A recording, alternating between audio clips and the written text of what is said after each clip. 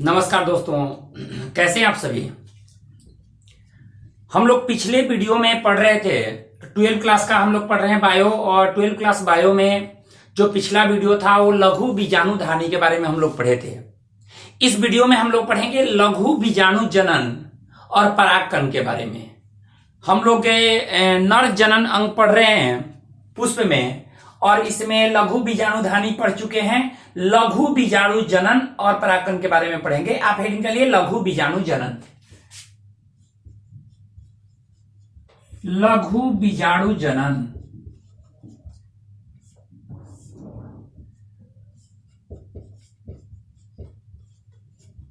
बीजाणु जनन,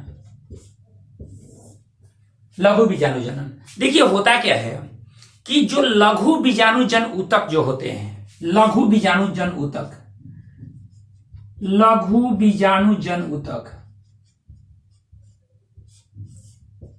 ऊतक जो होते हैं, इसकी जो कोशिकाएं होती हैं वो मातृ कोशिका के रूप में होती हैं। यानी लघु बीजाणु जन ऊतक की कोशिकाएं मातृ कोशिका के रूप में होती हैं। तो लिखिए लघु बीजाणु जन ऊतक की कोशिकाएं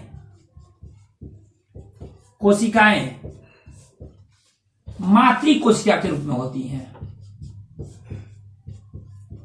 मातृ कोशिका का मतलब कि किसी कोशिका को जन्म दे सकती हैं, मातृ कोशिका के रूप में होती हैं। और ये जो कोशिकाएं हैं जो मातृ कोशिका के रूप में हैं, इनमें अर्धसूत्री विभाजन के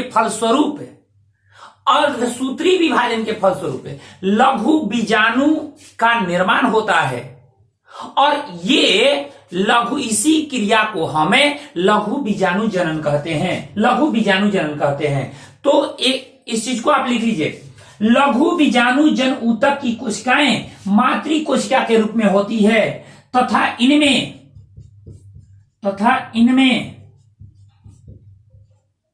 अर्धसूत्री विभाजन द्वारा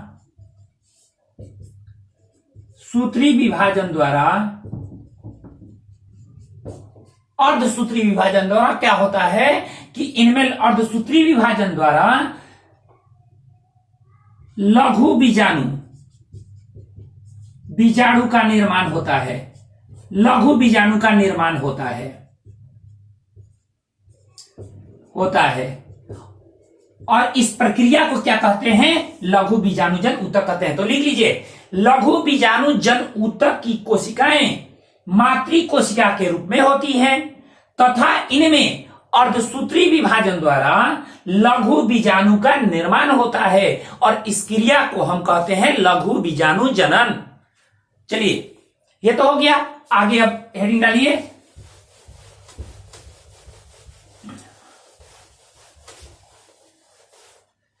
हेडिंग डालिए परागकण।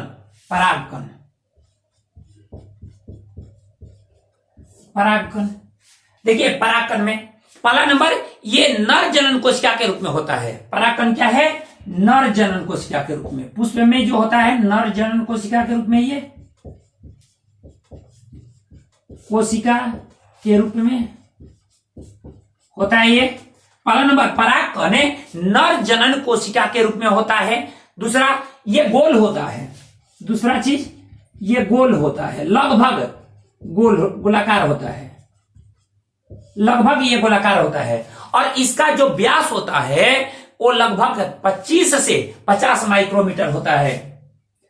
25 व्यास जो होता है, व्यास 25 से 50 माइक्रोमीटर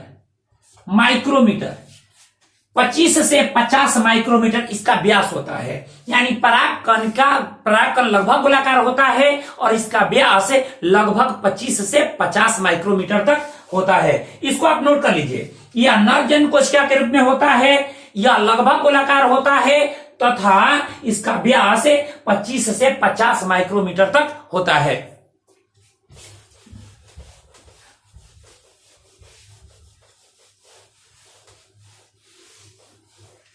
अब आगे देखिए, ये तो जान गए परागकण के बारे में। अब परागकण की जो स्थिति होती है तो देख लीजिए,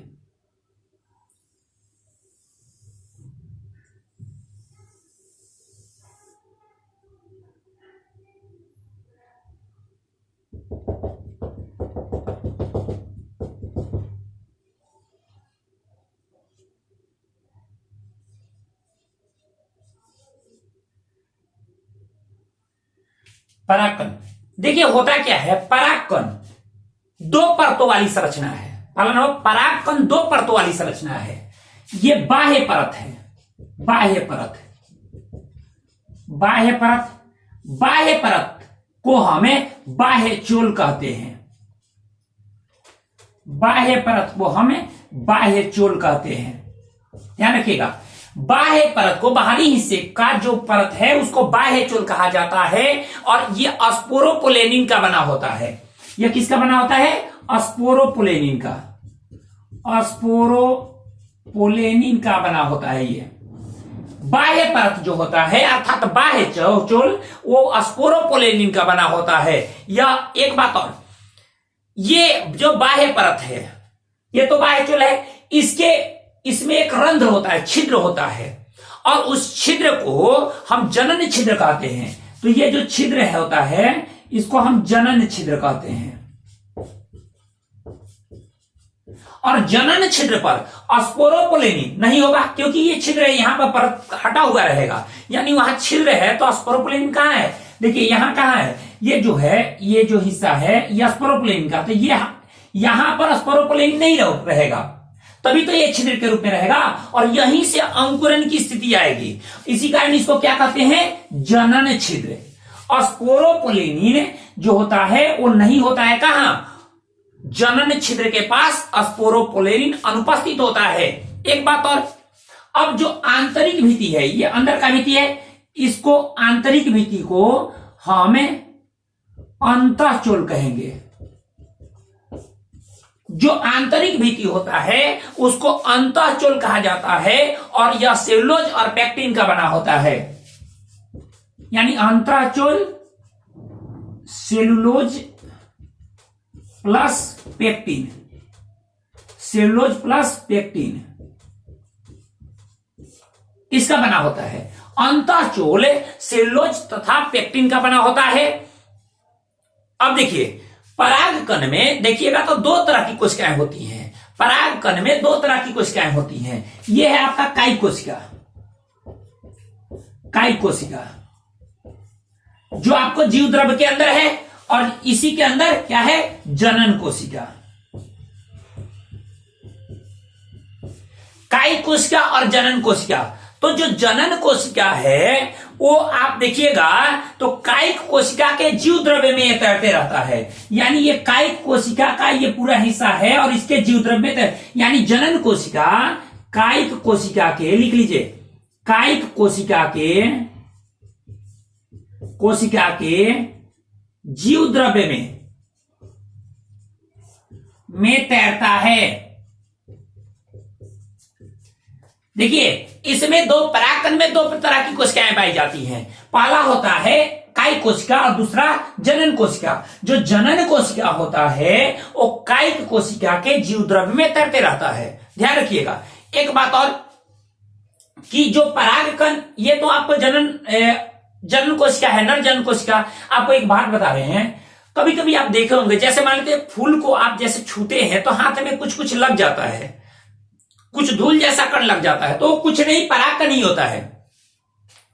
कई सारे परागकण क्या होते हैं कि जैसे हवा के माध्यम से उड़कर आएंगे और जब हमारे बॉडी पर पड़ेंगे तो एलर्जी उत्पन्न करते हैं, हमारे नाक तक पहुंचते हैं तो एलर्जी उत्पन्न करते हैं। जैसे मान लेते हैं सांस लेने में तकलीफ होने लगता है, दामा की स्थिति उत्पन्न कर देता है, मतलब श्वसन संबंधित विकार उत्पन्न हो जाता है। एलर्जी कई तरह की, अगर त्वचा पड़ते हैं तो कई तरह एलर्जी उत्पन्न, जैसे मान लेते हैं फुंसी फुंसी टाइप से हो गया। तो कुछ ऐसे पादप के जो परागकण हैं, कुछ ऐसे परागकण हैं जो एलर्जी उत्पन्न करते हैं, श्वसन संबंधित विकार भी उत्पन्न कर देते हैं, दमा की स्थिति भी उत्पन्न कर देते हैं। ऐसी स्थिति उत्पन्न करते हैं कौन? परागकण। एक बात और, परागकण जो होते हैं वो पोषण से भरपूर होते हैं। लिखते जाइए, इसको लिख लीजिएगा, ऐसे ही नोट कर लीजिएगा इसको।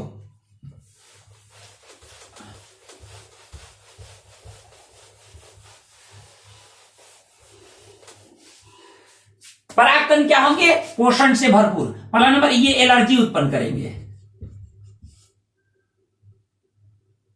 ये एलर्जी उत्पन्न करेंगे, एलर्जी उत्पन्न करते हैं। साथ साथ क्या? श्वसन संबंधित विकार,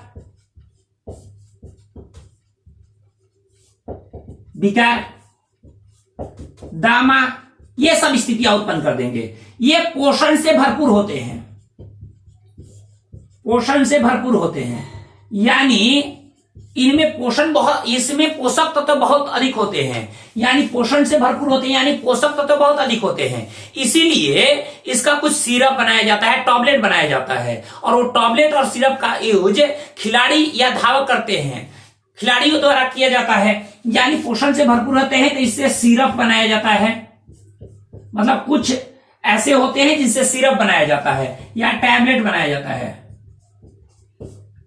टैबलेट बनाया जाता है, यानी दवाइयां बनाई जाती हैं जो हमारे शरीर को एनर्जी दे सके, और खिलाड़ी अधिकांशतः ऐसे टैबलेट का या सिरप का उपयोग करते हैं। एक बात और ये लिख लीजिएगा, क्या क्या काम में आता है। एलर्जी उत्पन्न करता है, श्वसन संबंधी विकार उत्पन्न करता है, दमा की स्थितियों में। पोषण से भरपूर होता है, इसलिए इससे सिरप या टैबलेट बनते हैं, और ये टैबलेट जो होते हैं ये खिलाड़ी लेते हैं, जो खिलाड़ी हैं वो पोषण प्राप्त करने के लिए लेते हैं, मतलब शरीर में एनर्जी रहे, इसलिए इसका उपयोग करते हैं।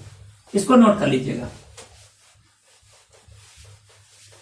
अगला जो चीज है इसमें परागकण, मान लेते हैं कोई परागकण का जन्म हुआ तो उसकी एक जीवन अवधि होती होगी, तो ध्यान रखिएगा प्रत्येक परागकण की जीवन अवधि अलग अलग होती है। कोई भी पादप है उसमें जो परागकण होंगे उसकी जीवन अवधि अलग अलग होती है, और वो खास करके तापमान और नमी पर निर्भर करेगा, आर्द्रता पर निर्भर करेगा।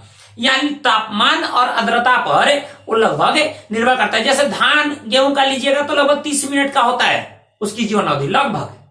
तो तापमान और परागकण का जीवन अवधि अलग अलग होता है। परागकण की जीवन अवधि अलग अलग, सब में अलग अलग होता है, और ये किस चीज पर निर्भर करेगा? तापमान और आर्द्रता पर, तापमान और आर्द्रता पर निर्भर करेगा। एक बात और है कि ये जो परागकण होते हैं, परागकणों को जैसे हम भंडारित कर सकते हैं। जैसे आप देखते हैं कि जैसे मान लेते हैं कि जनन कोशिकाओं को भंडारित कर दिया जाता है, जैसे नर जनन कोशिका को भंडारित कर दिया गया, शुक्राणु को भंडारित कर दिया गया, तो ऐसे कुछ दिन तक वो रहता है। तो ऐसे ही परागकणों को भी भंडारित कर सकते हैं, यानी जो नर जनन कोशिका है उसमें उसको भंडारित किया जा सकता है, और इसको भंडारित किया जाता है द्रवित नाइट्रोजन में। द्रवित नाइट्रोजन में -196 डिग्री सेल्सियस, द्रवित नाइट्रोजन में -196 डिग्री सेल्सियस पर इसे भंडारित किया जाता है। लिख लीजिए,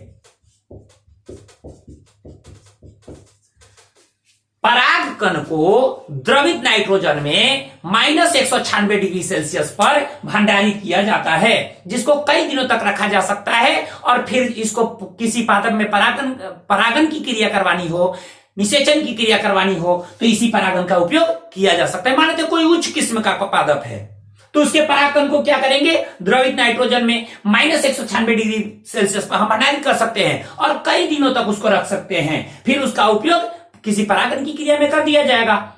देखिए आज जो हम बताए वो परागन से संबंध, परागकण की क्रिया को, परागकण की संरचना को बताए, परागकण क्या होता है उसके बारे में मैंने बताया।